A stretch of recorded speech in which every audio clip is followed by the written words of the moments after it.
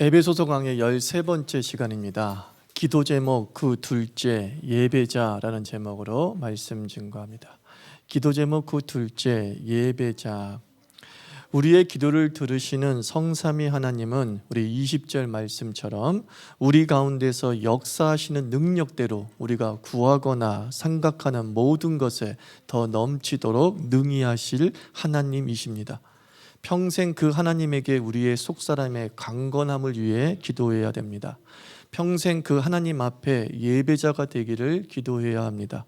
평생 그 하나님의 사랑을 누리기를 기도해야 합니다. 평생 기도 제목 그 둘째 예배자에 대해서 살펴봅니다. 에베소서 3장 17절을 보십시오. 믿음으로 말미암아 그리스도께서 너희 마음에 계시게 하옵시고 라고 말씀하고 있습니다. 이 계신다는 단어 원문은 카토이케오라는 단어를 쓴다고 합니다. 카토이케오.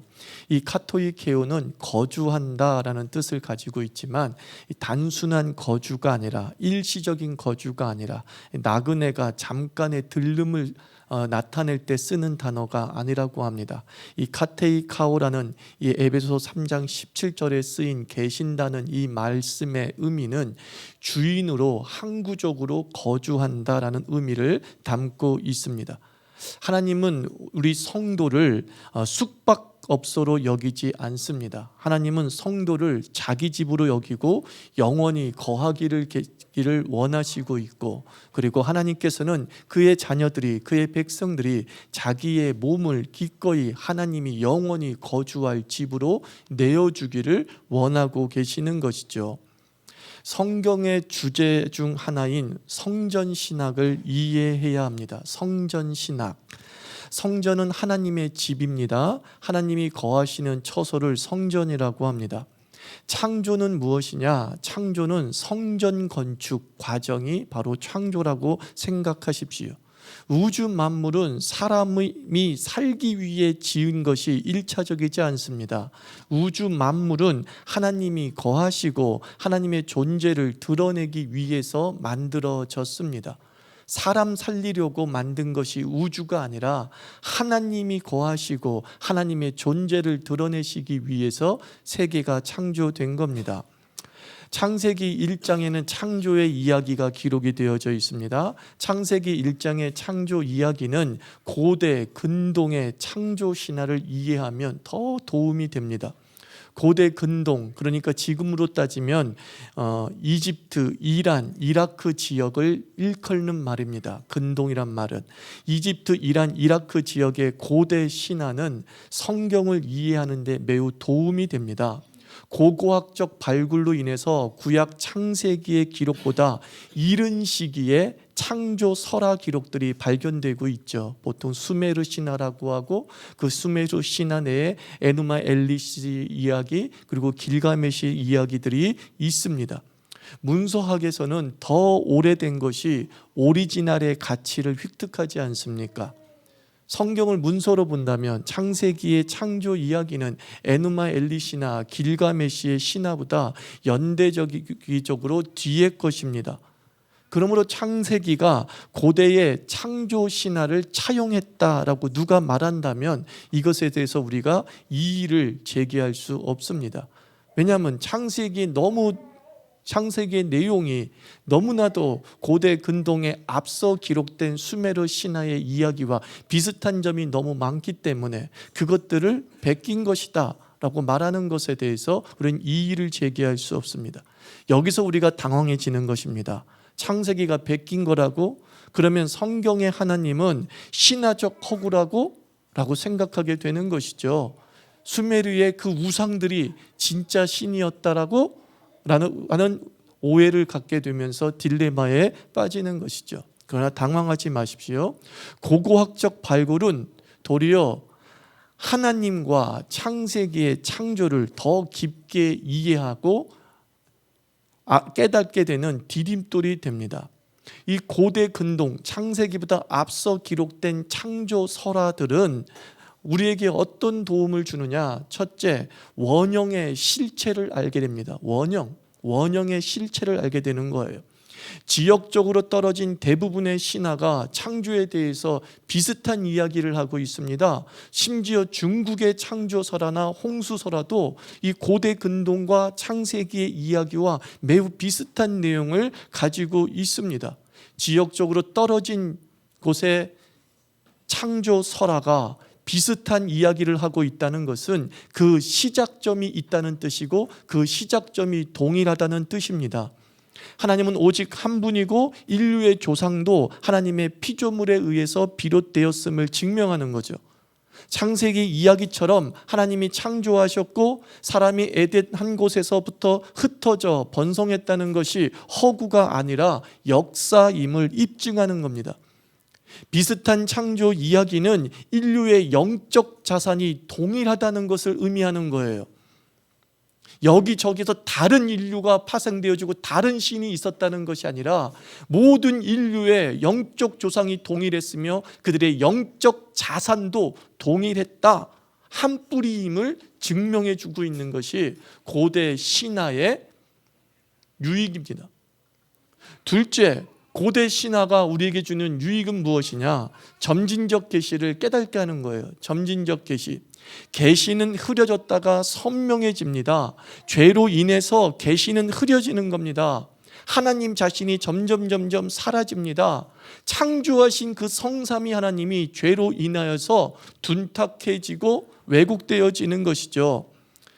그래서 하나님께서는 다시 한번 그 타락 이후에 당신의 직접 계시를 통해서 그 흐려진 하나님에 대한 계시를 선명히 하십니다.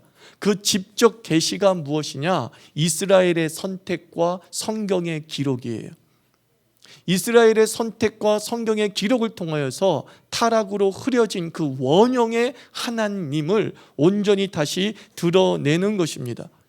이스라엘은 민족을 선택해서 흐려진 하나님을 온전히 드러내고 당신을 분명히 계시하고 우상에 가려진 진짜 하나님, 그 창조 때의 그 하나님을 드러내신 겁니다.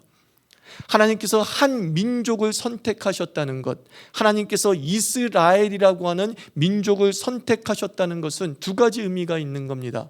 하나님께서 한 민족을 선택하셨다는 것은 그 민족의 세계관을 통해서 하나님 자신을 제한하여 계시한다는 뜻입니다.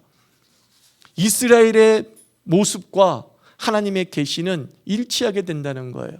이스라엘의 세계관과 하나님의 계시는 함께 갈 수밖에 없다, 이런 뜻입니다. 그러므로 한 민족의 세계관이라는 것은 무엇이겠어요? 그 민족이 살고 있는 세계에 영향을 받을 수밖에 없다는 거예요. 고대 근동의 3,000년 전, 4,000년 전에 선택된 이스라엘이라고 하는 민족은 그 주변 세계의 문화와 세계관에 영향을 받을 수밖에 없다는 거예요. 그런데 그 주변 문화의 세계관은 무엇을 가지고 있다 그랬어요?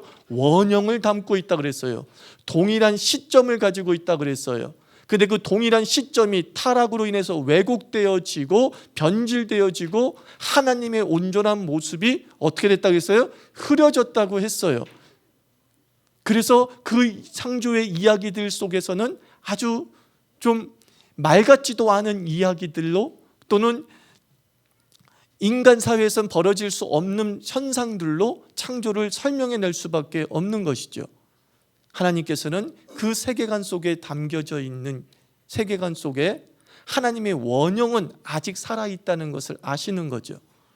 그래서 하나님께서는 그 원형을 다시 한 민족을 선택하여서 그들의 세계관 속에서 다시 끄집어내시면서 창조의 원래의 모습대로 그 계시를 선명하게 만들어 가시는 거예요. 그래서 창세기의 가치는 그 창조가 잊혀진 성삼위 하나님에게서부터 비롯되었으며 신화들이 표현하지 못하거나 왜곡한 것의 실체를 온전히 드러내고 있습니다. 그래서 창세기는 고대 신화들과 비슷하지만 또한 독특한 것이 너무나 많이 있습니다. 수메르 신화에서 표현하지 못하는, 수메르 신화에서는 말하지 않고 있는 창세기에만의 이야기들이 담겨져 있죠. 그래서 그 독특함이 성삼위 하나님의 원형이고 오리지널인 거예요. 그러므로 당황해하지 마십시오. 누군가가 얘기하지, 야, 그 수메르 신화와 똑같잖아, 그러니까 니네들이 가짜지 라고 말하는 것에 대해서 당황하지 마십시오. 모든 과학적, 역사적 연구들은 우리의 신앙에 방해가 되지 않습니다. 그러면 우리는 임명만 집사님 역사학자가 되면 안 됩니다. 여러분 과학자가 되면 안 됩니다. 그러면 이 땅에서 할 게 없잖아요. 세상의 모든 지식과 발견은 결코 우리 신앙을 잡아먹는 것이 아닙니다. 더 원형에 가깝게 나아가는 하나님의 도구가 되는 것이고, 그 계시의 정신에 의해서 하나님은 우리에게 그 원형들을 해석할 수 있는 능력을 주시는 줄 믿습니다. 그래서 점진적 계시라는 말씀을 드렸어요. 계시의 시간성을 말하는 겁니다. 계시는 창세기보다 지금이 더 선명하다. 그게 점진적 계시입니다. 하나님의 계시는 시간이 지나면 지날수록 더 선명해지고 분명해집니다. 창세기의 기록보다 신약의 기록이 더 선명한 것입니다. 그래서 예수님께서 베드로에게 뭐라고 말씀했습니까? 야, 베드로야, 너 아브라함 부러워하지 마라. 아브라함은 나보기를 그렇게 원했지만 나를 보지 못했으나 너는 나를 보았도다. 베드로가 더 위대한 계시를 접하고 있다고 예수님께서 말씀하고 있는 것입니다. 그러므로 우리는 4,000년 전에 이스라엘 백성보다 우리가 더 계시의 구체성을 갖고 있는 것입니다. 성경이라는 것을 통해서, 역사라는 사실을 통해서 우리는 더 선명한 하나님의 계시에 도달해 있다고 보시면 됩니다. 바울은 그리스도인을 성전이라고 했습니다. 그는 모세보다 더 깊게 넓게 하나님을 이해했습니다. 신약의 성전 계시로 창세기를 한번 읽어봅니다. 그러면 창세기가 성전이란 단어를 말하지 않지만 성전의 이미지와 상징을 담고 있는 것을 발견하게 됩니다. 자, 성전 신학으로 다시 돌아와서 대부분의 창조서다, 고대 수메르 신화들을 읽어보면 다 6일 동안 신들이 이 모양 저 모양으로 세상을 창조하고 나서 창세기와 동일하게 있는 일이 무엇이냐면 7일째 날에는 안식했다는 기록이 다 기록이 되어져 있습니다. 도대체 6일 동안 창조하시고 7일 때는 안식했다는 것이 무엇이었냐 하면은 그 당시 세계관에서 이 이야기는 무엇을 표현하고 있던 것이었냐면은 낙성식과 즉위식을 표현하는 것이었어요.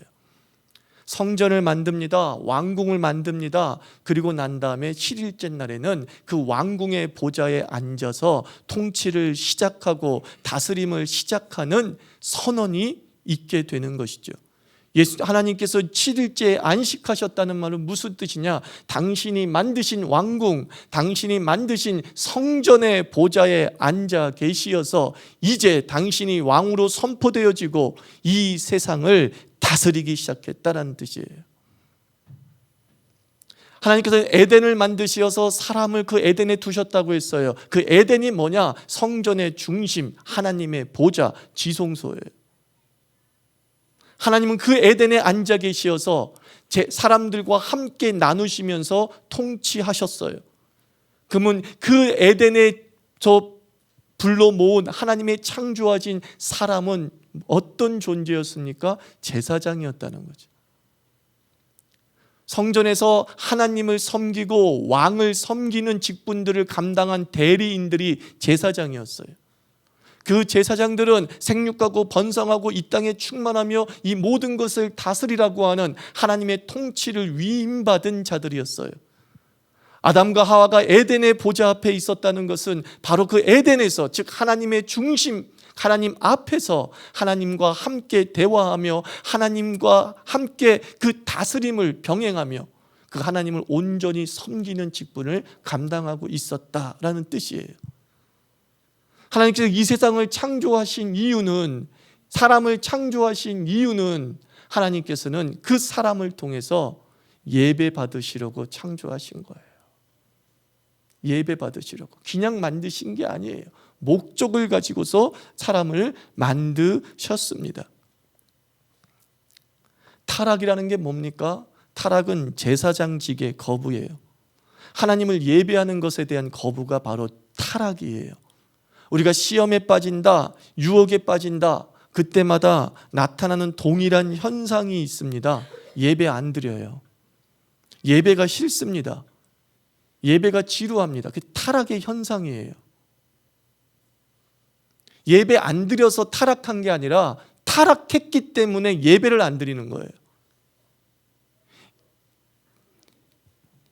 예배가 지루해서 타락했다고 말하는 것이 아니라 그 삶 속에 유혹이 있었기 때문에, 유혹에 빠졌기 때문에 예배가 지루하고 예배를 멀리하게 되는 거예요. 성경의 시간적 원리예요. 하나님을 온전히 예배하는 그 순간은 무슨 뜻이에요? 하나님 앞에 온전히 순종하면서 창조의 계시대로 살아가고 있다는 뜻이었어요. 타락은 뭐라고요? 예배의 거부예요. 나 더 이상 제사장 하고 싶지 않아. 난 너의 제사장직 하고 싶지 않아. 나는 내가 예배 받아야겠어. 하나님 자리에 올라가게 되는 것이죠. 죄송한 얘기지만 다시 말씀드립니다. 예배 안 드리고 있으면 타락한 거예요. 하나님을 떠난 거예요. 그게 성경의 순서예요. 타락 이후에 바벨론까지 예배했다는 기록이 없습니다. 구약 용어로 표현하면 단을 쌓다라는 말이 없습니다. 그런데 창세기 11장에 들어와서 하나님께서 한 가족을 부르십니다. 이스라엘의 민족 시조 아브라함을 갈대아 우르에서 부르십니다. 그리고 그 가족을 가나안으로 이끄십니다. 가나안에 도착한 아브라함의 가족이 제일 먼저 한 일이 창세기 12장에 기록이 되어져 있습니다. 그 하나님 앞에 단을 쌓고 그랬어요. 3장부터 11장까지 타락으로 인해서 중단된 예배가 12장에서부터 다시 시작되는 거예요. 하나님께서 아브라함을 왜 부르셨습니까? 예배자로 부르신 거예요. 무너진 예배, 타락한 그 예배자들을 회복시키시기 위해서 하나님께서 아브라함을 갈대아 우르에서 부르셨죠. 그러므로 구원이라는 게 뭔지 아세요? 구원은 예배가 시작되는 거예요. 노예 생활 400년 동안 중단된 것이 바로 예배였습니다. 모세가 이집트의 왕 파라오에게 요구한 것은 해방이 아니었습니다. 이렇게 파라오에게 얘기합니다. 우리 여호와 하나님에게 예배할 수 있게 해달라. 광야에 나가서 우리가 우리 하나님 여호와께 예배할 수 있게 해달라. 이 요구는 파라오에 대한 반역이고 신성모독입니다. 왜냐하면 파라오는 신이었기 때문입니다. 그러면 여호와 하나님을 예배하게 해달라는 말은 이제 파라오 당신을 예배하지 않겠다는 저항이고 반역이었던 것이죠. 그러므로 하나님의 구원은 저항에서 시작됩니다. 더 이상 세상을 따르지 않겠다는 결단에서부터 구원의 서막이 열리는 거예요. 예수 믿었다가 좀 더 타락해서 유혹에 빠져서 온전하게 예배를 드리지 못한 이들이 다시 그의 삶 속에서 예배자의 은총이 회복되고 있다는 증거는 그동안 세상에서 좋았던 것, 세상이 즐거웠던 것에 대해서 저항하기 시작해요. 싫어지기 시작해요. 아, 이게 아닌데, 이렇게 사는 건 아닌데. 구원의 서막인 것이죠. 하나님은 예배자를 세우기 위해서 권능을 동원해서 이집트를 굴복시키고 해방시키셨습니다. 나의 예배자를 너희들 보내라. 하나님이 그들이 예배하기를 원하는 그 마음, 그것을 충족시키기 위해서 당신의 권능을 동원해서 이집트를 초토화시켜 버립니다. 하나님은 예배를 방해하는 그 어떤 장애를 용납하지 않으십니다. 고난이 예배를 막고 있습니까? 그러나 예배자가 되기 원하십니까? 하나님은 그 고난에서 우리를 넉넉히 건지시어 예배자로 서게 하실 줄 믿습니다. 형통이 예배를 막고 있습니까? 하나님은 부득이하게 그 형통을 막으시어서 다시 예배자로 돌아오게 하십니다. 하나님의 권능은 어디에 사용되어지느냐? 예배자가 온전히 서는 방향에 그의 권능이 집중됩니다. 왜 하나님이 여러분을 고난에서 건지시느냐? 그 고난이 여러분을 하여금 예배를 막고 있기 때문이면 하나님은 권능을 동원하시어서 그 고난에서 건지시는 거예요. 이 고난 때문에 하나님이 원망스럽고, 이 고난 때문에 하나님이 재미가 없고, 이 고난 때문에 점점 교회를 등한시하기 시작하는 모습을 볼 때 하나님은 당신의 권능을 동원하시어서 예배를 막는 환경을 부셔버리는 거예요. 그게 바로 애굽에 행한 10가지 기적의 의미란 말이에요. 당신의 예배자에게 예배할 수 있는 환경을 주시기 위해서 억압하는 모든 환경을 깨뜨려 부수는 것입니다. 여러분들은 정말 이 고난 때문에 예배를 위해 목숨 걸고 기도해 본 적이 있습니까? 주님, 일요일에도 교회 직장 나오라고 해서 내가 예배를 주님께 못 드립니다 라고 기도했습니까? 일요일에도 교회를 나오라고, 직장에 나오라고 해서 피곤해 죽겠습니다 라고 기도했습니까? 어떻게 기도해야 되겠습니까? 주님, 나로 예배드리게 하옵소서요. 나로 예배드리게 하옵소서. 그러면 하나님께서는 예배하는 환경을 당신의 권능을 동원하여서 해결하신다. 이게 성경의 기록이에요. 이게 하나님의 계시입니다. 출애굽 후에 광야에서 하나님은 성막을 만들라고 하셨습니다. 그 성막을 우리 수요일날 공부하신 분은 다 아실 거예요. 미식환, 무슨 뜻이라고 했어요? 거주하는 장소라는 뜻을 가지고 있다고 했잖아요. 성막은 하나님의 집이에요. 하나님이 거주하는 것이에요. 그리고 그 제사장을 세워서 성막을 봉사하게 했습니다. 즉 예배하게 했습니다.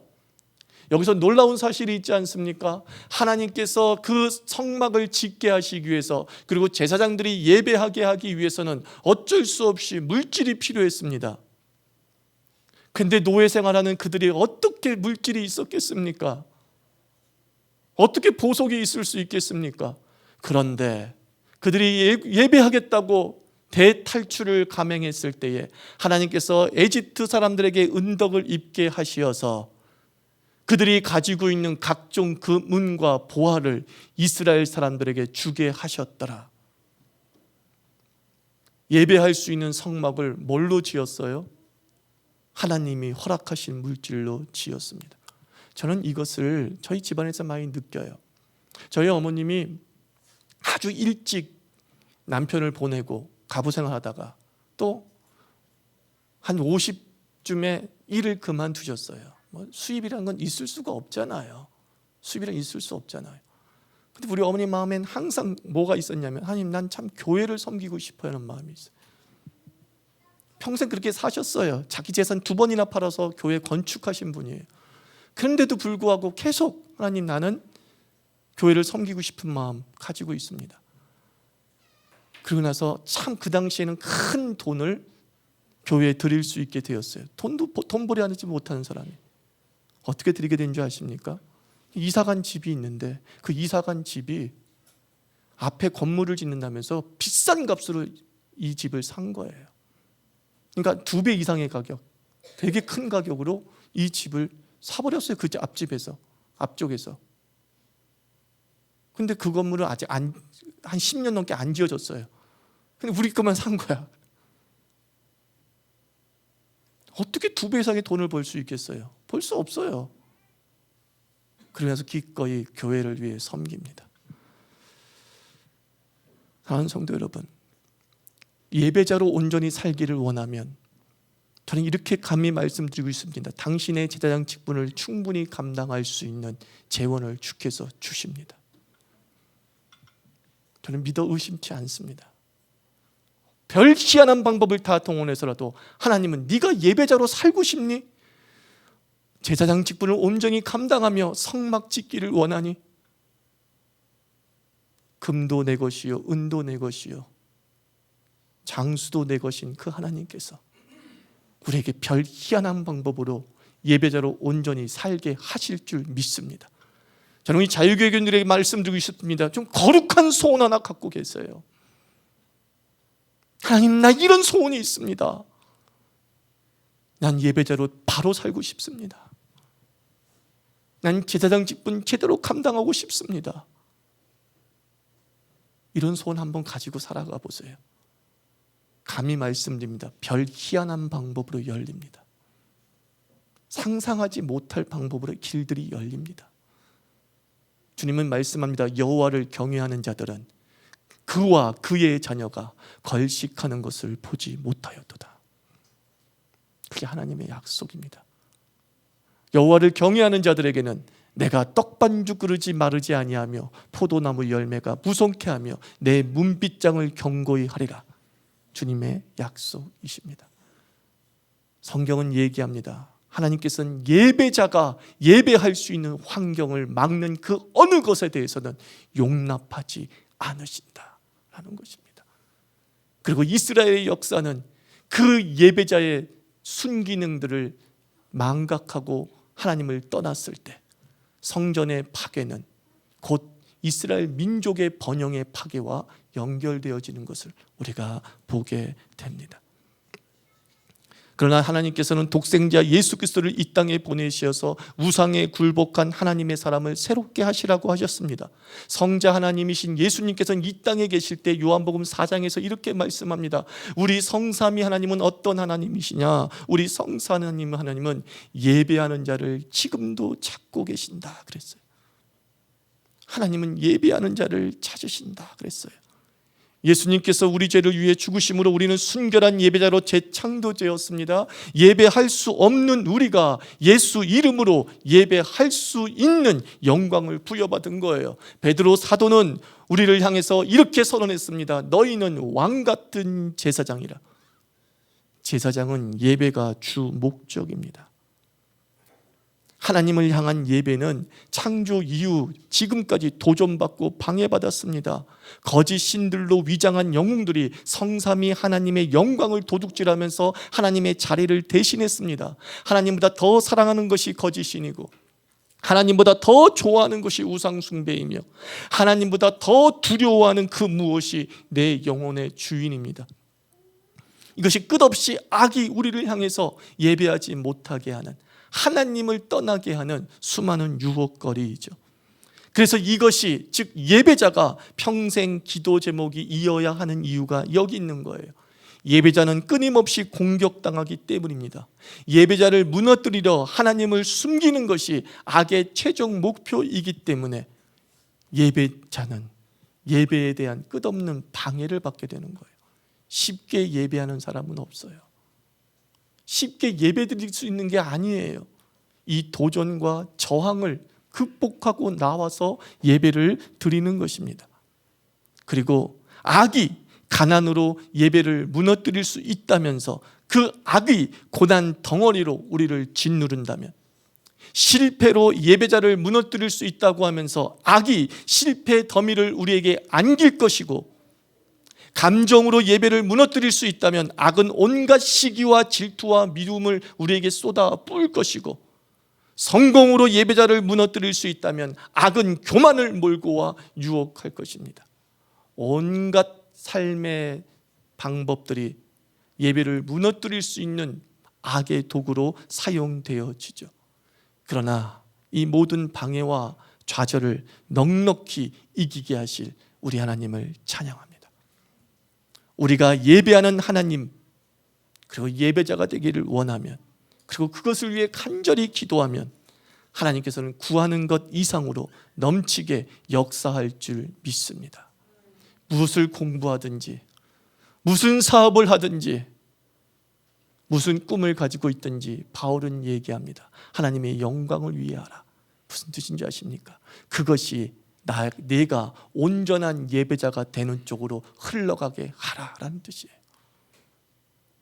그리고 하나님의 영광, 온전한 예배자의 삶을 꿈꾸는 그 꿈과 그 학업과 그 수업에, 그 사업에 대해서 하나님은 감히 우리에게 축복하시면서 말씀합니다. 너의 그 거룩한 소원을 방해하는 모든 것을 나의 권능을 동원하여 제거하리라. 그리고 너의 거룩한 소원을 이루기 위해서 나의 모든 권능을 동원하여 너의 섬김을 채우리라. 성경의 이야기입니다. 성경의 약속입니다. 예배자가 되게 하소서, 또는 예배할 수 있게 하소서. 이 기도 속에는 온갖 고난과 좌절에서 벗어나게 하소서라는 소박한 욕구가 담겨 있다고 해도 과언이 아닙니다.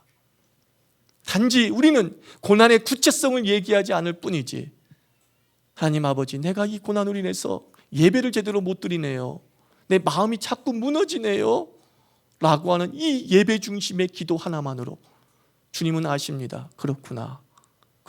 그러면 내가 예배할 수 있는 환경을 줄게, 예배할 수 있는 마음도 줄게, 라고 하시는 것이 우리의 구하는 모든 것에 넉넉히 주실 하나님이십니다. 힘들 때, 어려울 때 예배하라고 목사는 얘기합니다. 너무 뻔한 이야기를 합니다. 그 이유가 바로 여기에 있는 거예요. 예배할 수 없는 상황, 마음임에도 예배하는 그 창조 목적에 제사장적 직분에 혼신을 다하는 그 하나님의 사람을 하나님께서는 방관하시지 않음을 목사가 알고 있기 때문인 거예요. 고난 중이지만 예배하십시오. 마음이 무너졌지만 예배하십시오. 바쁘지만 예배하십시오라고 말하는 이유는 그 중심을 읽으시고 나를 제사장 직분을 감당케 하실 하나님의 권능이 역사하실 것을 믿는 믿음의 설교인 것입니다. 여러분들 어떤 상황이든지 예배하십시오. 힘들고 어려울 때라도 예배하십시오. 예배가 지루하고 멀어지고 안 나가려고 하는 마음은 복이 사라지는 것과 똑같은 것입니다. 교회 안 나와도 잘 먹고 잘 사는데요. 저는 그런 분에게 이렇게 말하고 싶은 거예요. 지금보다 더 잘 살 수 있다니까. 이걸 몰라요. 지금보다 더 나아질 수 있다니까. 구원이 그런 거예요. 구원은 현상 유지가 아닙니다. 예배는 현상 유지가 아닙니다. 예배는 지금보다 더해요. 악해지는 것이 아니라 나아지는 것입니다.